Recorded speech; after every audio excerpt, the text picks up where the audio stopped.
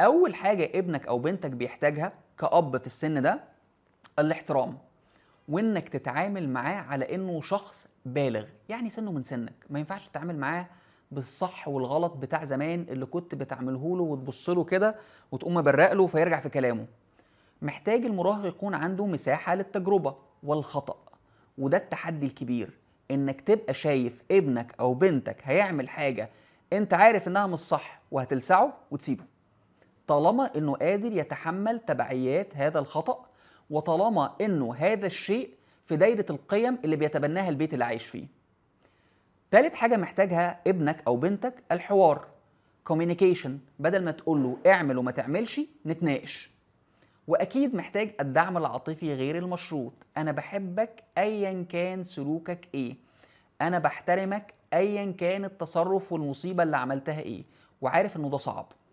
وعشان كده بنقول ده تحدي للأبهات، إنه يبقى عارف إنه ابنه خرج عن المألوف واحتمال من دايرة قيمه، شايفه مخطئ أو شايفه عاق عاصي، مش عاوز أقول يعني عبارات رنانة، لكن هو في الآخر ابنه وبيحبه وقادر يعمل له تصديق على مشاعره.